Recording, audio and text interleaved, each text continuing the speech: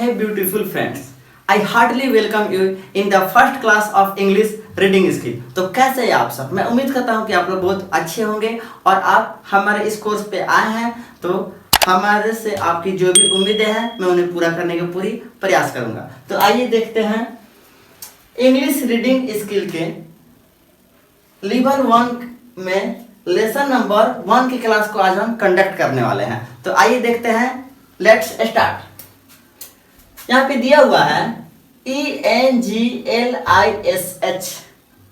ठीक है, ENGLISH इसका उच्चारण होता है इंग्लिश और इसका हिंदी अर्थ हुआ अंग्रेजी। इसका उच्चारण क्या हुआ? इंग्लिश, ये उच्चारण है, और इसका हिंदी अर्थ क्या हुआ? अंग्रेजी, ठीक है। तो फिर ये इंग्लिश क्या है? ये जो लिखा हुआ ये क्या है? तो ये शब्द है, वर्ड है, समझ आ रहा है?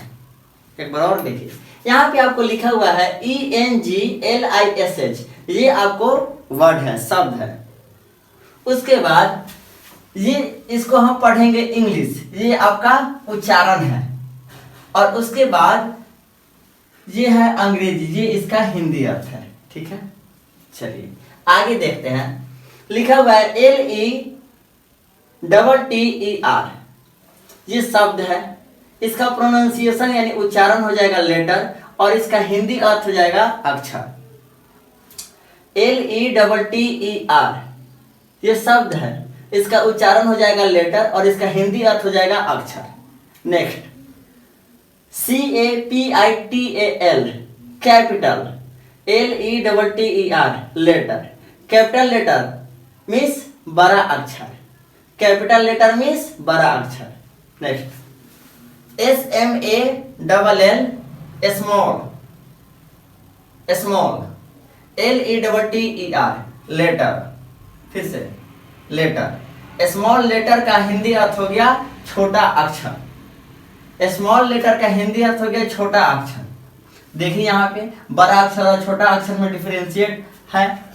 ये ए बड़ा अक्षर है और ये ए छोटा अक्षर है, ये बी बड़ा अक्षर है और ये बी छोटा अक्षर है, ये सी कैपिटल लेटर में है और ये सी स्मॉल लेटर में है, ये एक्स कैपिटल लेटर में है और ये एक्स स्मॉल लेटर में है, ये वाई बड़ा अक्षर में है और ये वाई छोटा अक्षर में है, ये जेड बड़ा अक्षर में है और ये जेड छोटा अक्षर में है। बात समझ में आ गया आपको? चलिए आगे हम देखते हैं। इसे हम लोग पढ़ते हैं ए, ठीक, लेकिन इसका हिंदी अर्थ होता है आपको ए, ठीक। इसे हम पढ़ते हैं क्या? ए क्या है? इसका प्रोनाउंसिएशन है, उच्चारण है, लेकिन इसका हिंदी अर्थ होता है ए, ठीक। इसे हम, ये बी है, यानी कि इसका प्रोनाउंसिएशन हम क्या करते हैं? बी, और इसका हिंदी अर्थ होता है ब। इसका प्रोनाउंसिएशन है बी और इसका हिंदी अर्थ होता है ब, ठीक है। एक बार फिर से समझते हैं इस मेथड को। ये मेथड आपके लिए यूनिक है, ठीक है ना, इसे आप पहली बार देख रहे हैं, ठीक है ना, और इंग्लिश रीडिंग स्किल के लिए ये मेथड बहुत ही जरूरी है, ठीक है ना, ध्यान दीजिएगा। यहाँ पे जो है ये जो भी लिखा हुआ इसे हम क्या पढ़ते हैं? इसका उच्चारण हम क्या करते हैं? ए, ठीक। ये जो भी लिखा हुआ इसका उच्चारण हम क्या करते हैं? बी, लेकिन इसका हिंदी अर्थ क्या होता है? ए, और इसका हिंदी अर्थ होता है ब। इंग्लिश रीडिंग स्किल के लिए हमें इनकी आवश्यकता नहीं है।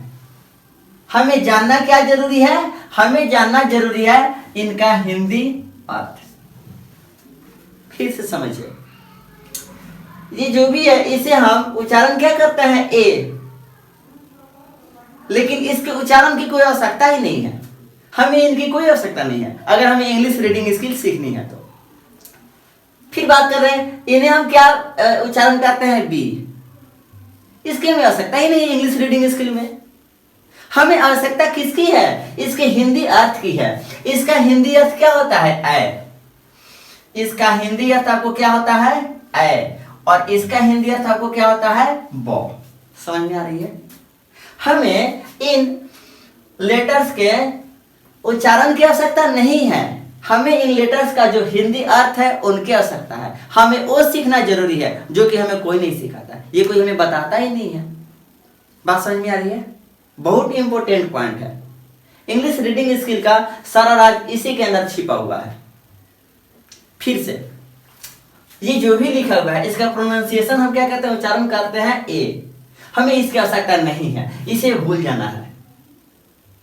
आगे ये जो लिखा हुआ है इसका प्रोनाउंसिएशन हम करते हैं बी। इंग्लिश रीडिंग स्किल के लिए इसकी भी आवश्यकता नहीं है। यानी कि संक्षेप में कहें तो इंग्लिश में जो 26 लेटर्स हैं उन 26 लेटर्स का जो उच्चारण है उन उच्चारण की हमको आवश्यकता नहीं है। अगर हमें इंग्लिश रीडिंग स्किल करनी है तो हमें आवश्यकता किस चीज की है, हमें आवश्यकता है उन 26 लेटर्स के हिंदी अर्थ की। जैसे कि यहाँ पे ये जो भी लिखा हुआ है इसका हमारा हिंदी अर्थ क्या हुआ, ऐ। ये जो भी चीज लिखा हुआ है इसका हमारा हिंदी अर्थ क्या हुआ, ऐ। इसे हम ऐ पढ़ेंगे। इसका हिंदी अर्थ क्या होता है, ऐ। ये जो भी लिखा हुआ है इस लेटर का हिंदी अर्थ क्या हुआ, ब। इस लेटर का हिंदी अर्थ हुआ ब। बात समझ में आ रही है आपको? बहुत इंपॉर्टेंट चीज है। मैं फिर से दोहरा रहा हूं, इंग्लिश रीडिंग स्किल का सारा राज इसी के अंदर छिपा हुआ है और ये चीज कोई नहीं पढ़ाता, कोई इस पे ध्यान ही नहीं देता है। इसीलिए हमारे बच्चों को इंग्लिश रीडिंग स्किल करने में बहुत ही डिफिकल्टीज होती है, ठीक है ना। और होता क्या है, धीरे धीरे पढ़ते पढ़ते जैसे जैसे वो क्लास में ऊपर जाते हैं तो उनका क्या होता है, हैबिट के कारण उनकी रीडिंग स्किल अच्छी हो जाती है। लेकिन ये इंपॉर्टेंट चीज कोई नहीं बताता है। इंग्लिश रीडिंग स्किल का रूट यहीं पे है। जितने भी 26 लेटर्स हैं हमें उसके उच्चारण पे बिल्कुल ही ध्यान नहीं देना है, उसे हमें भूल जाना है। हमें ध्यान किस पे देना है, उसका जो हिंदी अर्थ है उन हिंदी अर्थ को हम लोग को रिमेम्बर करके रखनी है, बस यही है। चलिए आगे बात करते हैं, आगे देखते हैं। यहाँ पे ये तो कैपिटल लेटर है और ये स्मॉल लेटर है। इसका उच्चारण क्या है हमें मतलब नहीं है। इसका उच्चारण क्या होगा, ये होगा, जो कि आप भी जानते हैं। इससे हमको कोई मतलब नहीं है। इंग्लिश रीडिंग स्किल के लिए क्या चाहिए, हिंदी अर्थ। इसका हिंदी अर्थ क्या होता है, ए। इसका हिंदी अर्थ क्या होता है, ए। चलिए आगे दिया हुआ है रीड अलाउड। मैं बोलूंगा साथ साथ आप भी बोलिएगा, मैं बोलूंगा साथ साथ आप भी बोलते चलिएगा, ठीक है ना। बोलने से क्या होगी, सारी चीजें आपको क्लियर होगी, ठीक है ना। जोर से चिल्ला करके बोलना है। चलिए शुरू करते हैं। ऐ ऐ ऐ बोलते रहिएगा। ऐ ऐ ऐ ऐ ऐ ऐ ऐ ऐ ऐ ऐ ऐ ऐ आपने बोला ना, हाँ बिल्कुल इसी तरह आपको बोलते जाना है। चलिए अब हमारे सामने यहाँ पे कुछ वर्ड लिखा गया है और इसमें कुछ लेटर्स को अंडरलाइन किया गया है। और वो लेटर क्या है, अभी हमने पढ़ा ए के बारे में, तो इसमें ए को अंडरलाइन किया गया है। बस हमें उसी अंडरलाइंड वर्ड का जो हिंदी अर्थ है उसे बताना है, बोलकर पढ़ना है। चलिए स्पीक अलाउड दिया हुआ है, इसे क्या बोलते हैं, ऐ ऐ ऐ ऐ ऐ ऐ ऐ ऐ ऐ। समझ में आ रही, कुछ समझ में आएगी। कहानी को आगे बढ़ते जाने दीजिए, धीरे धीरे आपको सारी चीजें समझ में आएगी कि मैं आपको क्या समझाना चाहता हूँ। और अंत में आपको मालूम चला कि हाँ ये तो इतना इजी था, ये तो हमें किसी ने बताया ही नहीं। चलिए आगे चलते हैं। इसे हम क्या पढ़ेंगे, इसका उच्चारण होता है ए, लेकिन इसके उच्चारण पे हमको ध्यान नहीं देना है, उसे समझिए तो एक तरह से भूल ही जाना है। हमें क्या चाहिए, इसका हिंदी अर्थ चाहिए जो कि क्या है, ऐ। ठीक, चलिए आगे लेटर में चलते हैं। अब हमारा समय आता है, इसका उच्चारण क्या है बताइए। इसका उच्चारण क्या है, बी है ना। हमको उच्चारण से कोई मतलब नहीं, उसे भूल जाना है। हिंदी अर्थ याद रखना, इसका हिंदी अर्थ क्या है, ब। ठीक है, चलिए अब आगे लिखे हुए जो भी लेटर्स है हम उसको पढ़ेंगे और मेरे साथ साथ आप भी इसे जोर से पढ़ने का प्रयास कीजिएगा, जोर से पढ़ना है। चलिए ब ब ब ब ब ब ब ब ब ब ब ब ब ब ब ब ब ब ब ब हो गया। पढ़ना है, मेरे साथ साथ पढ़ते ही जाना है। अब नीचे कुछ वर्ड्स दिया गया और इन वर्ड्स में कुछ लेटर्स यानी कि लेटर बी को अंडरलाइन किया गया है। अब उस लेटर बी का जो हिंदी अर्थ है उसे हम लोग को बोलना है। चलिए, ब ब ब ब ब ब ब ब ब हुआ। चलिए मैं फिर से बोलता हूं कि इंग्लिश में आपको टोटल 26 लेटर्स है।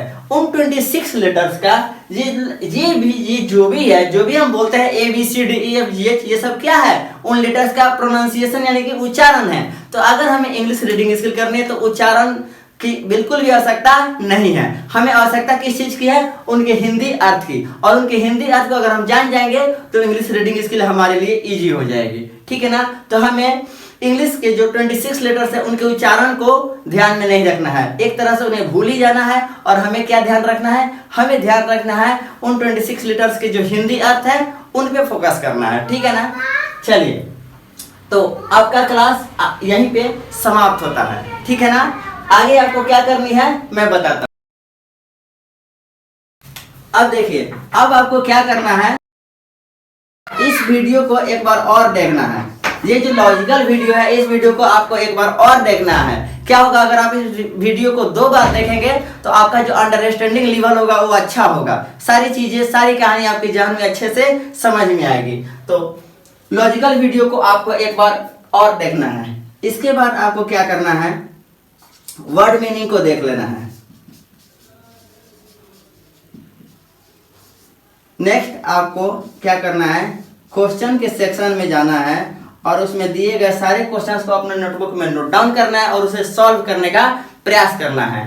फिर एक आखिरी स्टेज बचता है जिसमें आपको सॉल्यूशन के सेक्शन में जाना है। सॉल्यूशन के सेक्शन में आपको क्या मिलेगा, ठीक है। तो क्वेश्चन के सेक्शन में जो भी क्वेश्चंस दिए गए हैं उन सारे क्वेश्चंस को सॉल्यूशन के सेक्शन में वीडियो के रूप में सॉल्व करके दिखाया गया है। आप सॉल्यूशन के सेक्शन में जाइए और आपने जो भी क्वेश्चन को सॉल्व किया है उनके आंसर्स को उनके वीडियो से मैच करने का प्रयास कीजिए और देखिए कि आपने कितना गेन किया और आपका कितना आंसर सही है। तो चलिए फिर हम आपसे मिलते हैं अगली क्लास में, तब तक के लिए बेस्ट ऑफ लक।